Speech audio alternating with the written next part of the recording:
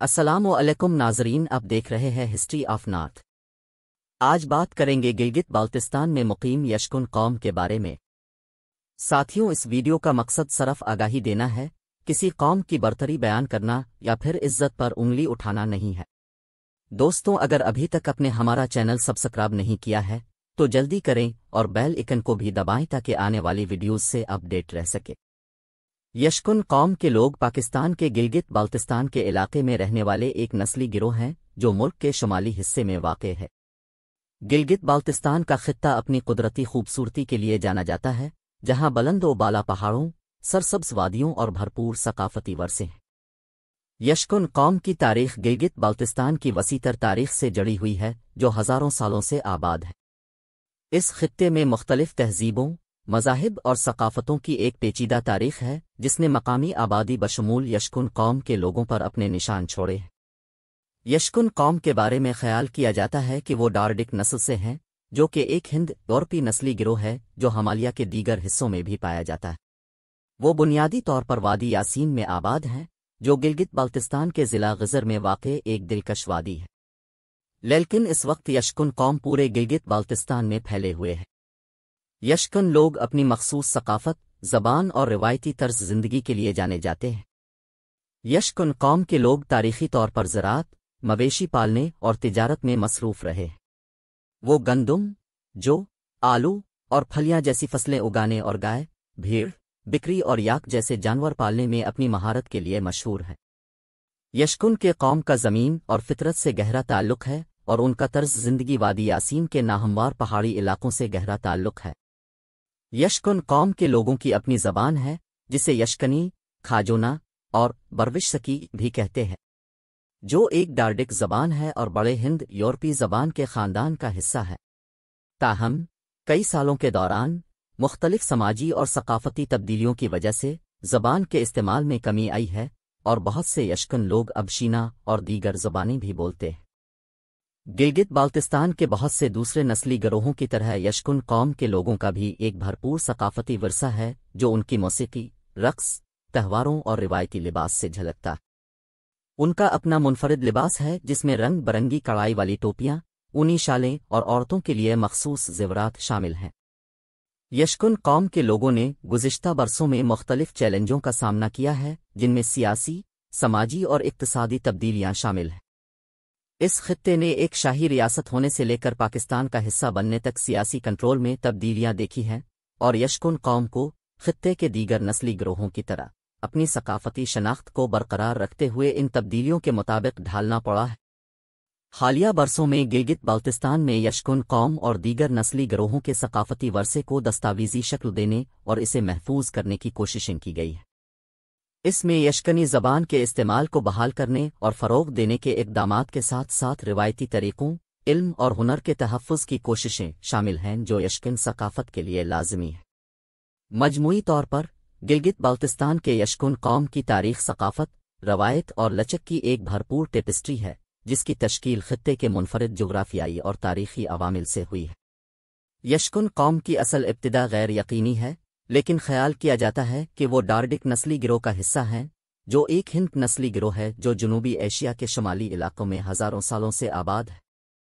Dardic لوگ اپنی مخصوص جسمانی خصوصیات، زبان اور ثقافتی طریقوں کے لیے جانے جاتے ہیں جو یشکن قوم میں بھی واضح ہیں۔ یشکن قوم کی معیشت روایتی طور زراعت پر مبنی ہے، جو اپنی روزی روٹی کے لیے زراعت، مویشی پالنے اور تجارت پر انحصار کرتے ہیں۔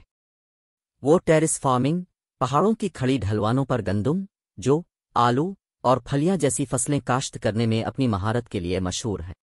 مویشی پالنا، خاص طور پر گائے، بھیڑ اور بکریوں کی پرورش بھی ان کے روایتی طرز زندگی کا ایک اہم حصہ ہے۔ اس کے علاوہ اس دور میں یشکن قوم کسی سے پیچھے نہیں ہے، وہ تعلیم، ہنر، ترقی اور بہادری میں اپنی مثال اب ہے۔ گلگت بالتستان کے دیگر نسلی گروہوں کے ساتھ یشکن قوم نے خطے کی تاریخ میں اہم کردار ادا کیا ہے۔ وہ مختلف خاندانوں اور سیاسی اداروں کا حصہ رہے ہیں جنہوں نے پوری تاریخ میں گلگت بالتستان کو کنٹرول کیا ہے۔ یشکن قوم کئی برسوں تک گلگت بالتستان پر حکومت کرتی رہی ہے۔ اس خطے نے مختلف ثقافتوں کے اثرات دیکھے ہیں جن میں فارسی، تبتی اور وسطی ایشیائی شامل ہیں، जिन्होंने यशकुन कौम के मकामी रस्म व रिवाज, रवायात और तर्ज ज़िंदगी को तश्कील दिया है। बहुत सी दूसरी मकामी कम्युनिटीज़ की तरह यशकुन कौम को भी असरी चैलेंजों का सामना है, जैसे कि समाजी व इक्तिसादी तब्दीलियाँ, जदीदकारी और सकाफती इंज़माम। तेज़ रफ्तार तरक्की और बैरूनी दुनिया के साथ बढ़ते हुए राबतों ने अपने रिवायती तर्ज ज़िंदगी में तब्दीलियाँ लाई हैं, और यशकुन कौम के लोग दीगर बरादरियों की तरह अपने सकाफती वर्से और शनाख्त को महफूज रखने की कोशिश करते हुए इन तब्दीलियों से हम आहंग हो रहे हैं। हालिया बरसों में गिलगित बाल्तिस्तान में यशकुन कौम और दीगर नस्ली गिरोहों की सकाफत और ज़बान को दस्तावेज़ी शक्ल देने, महफूज करने और इसे फ़रोग़ देने की कोशिशें की गई हैं। इसमें यशकनी ज़बान के इस्तेमाल को बहाल करने और फ़रोग़ देने के इक़दामात के साथ साथ रिवायती तरीक़ों, इल्म और हुनर के तहफ़्फ़ुज़ की कोशिशें भी शामिल हैं। यहाँ सकाफती तक़रीबात, त्यौहार और तंजीमें भी हैं जो यशकुन सकाफत और वर्से को फ़रोग़ देती हैं। यशकुन कौम की अक्सरियत इस्लाम पर अमल करती है, ख़ास तौर पर शिया इस्लाम, जो कि ख़ित्ते में गालिब मज़हब है। इस्लाम कई सदियों पहले इस ख़ित्ते में मुतारफ़ हुआ था और उसके बाद से यशकुन सकाफत और रोज़मर्रा की ज़िंदगी का एक लाज़मी हिस्सा बन गया है। मसाजिद और मजहबी इदारे यशकुन बरादरी के समाजी और मजहबी ताने बाने में अहम किरदार अदा करते हैं। यशकुन कौम गिलगित बाल्तिस्तान की दीगर बरादरियों की तरह अहम तारीख़ी वाक़यात का हिस्सा रहे। माज़ी में यह ख़ित्ता जनूबी एशिया को वस्ती एशिया और चीन से मिलाने वाला एक बड़ा तिजारती रास्ता था, और यशकुन लोग तिजारती सरगर्मियों में शामिल थे, ख़ास तौर पर कदीम शाहरा रेशम के साथ। इस ख़ित्ते ने सदियों के दौरान मुख्तलिफ यलगारों, तनाज़ात और सियासी तब्दीलियों का भी मुशाहिदा किया है, जिसने यशकुन कौम की तारीख़ और सकाफ़त को मुतासिर किया है। यशकुन कौम के पास दस्तकारी की एक भरपूर रवायत है, जो मुख्तलिफ किस्म के रिवायती दस्तकारियों को तैयार करते हैं, जो अपनी पेचीदगी और खूबसूरती के लिए मशहूर है। इनमें लकड़ी का नक्शो निगार, धाती काम, मिट्टी के बर्तन और कढ़ाई शामिल हैं। ये दस्तकारी न सिर्फ माश का ज़रिया हैं, बल्कि सकाफ़ती अहमियत भी रखते हैं, क्योंकि ये रोज़मर्रा की ज़िंदगी, मजहबी तक़रीबात और ख़ास मौक़े के लिए इस्तेमाल होते हैं, जो यशकुन कौम की फ़नकाराना महारतों और सकाफ़ती वर्से को ज़ाहिर करते हैं। यशकुन कौम का एक रिवायती समाजी ढांचा है जो वसी ख़ानदानों और कबीलों पर मबनी है। ख़ानदानी अकाई यशकुन मुआशरे का संग बुनियाद है और रिश्तेदारियों को बहुत अहमियत दी जाती है। ख़ानदान या कबीले का सबसे बड़ा मर्द रुकन आम तौर पर अथॉरिटी का ओहदा रखता है और ख़ानदान या कबीले की तरफ से फ़ैसले करता है।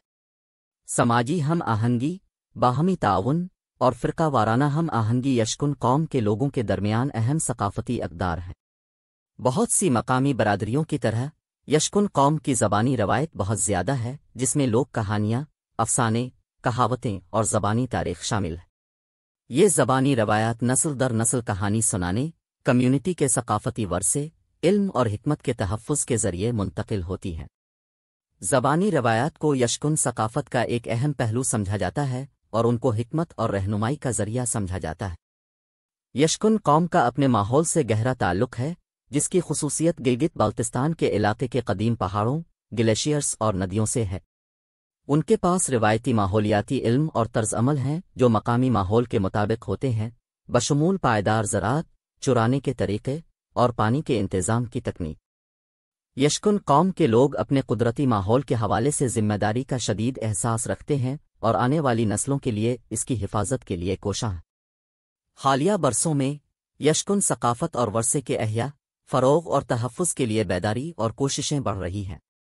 सकाफ़ती तंज़ीमें, तालीमी इदारे और कम्युनिटी के इक़दामात यशकुन ज़बान, रिवायती दस्तकारी, ज़बानी रवायात और दीगर सकाफ़ती तरीक़ों को दस्तावेज़ बनाने और उनको ज़िंदा करने के लिए काम कर रहे हैं। इन कोशिशों का मकसद यशकुन कौम की मुनफ़रिद शनाख्त और वर्से की हिफाजत करना और बदलते हुए समाजी और सकाफ़ती मंज़रनामे में उनकी सकाफ़ती दौलत को फ़रोग़ देना। ये कहना गलत नहीं होगा कि यशकुन कौम ने सकाफ़ती तहफ़्फ़ुज़, कम्युनिटी की तरक्की, वकालत और क़ियादत, तालीम और तहक़ीक़ और फ़न और अदब में बहुत अहम किरदार अदा किया। आज तक के लिए इतना ही। मज़ीद मालूमात के लिए बने रहे हिस्ट्री ऑफ नॉर्थ के साथ।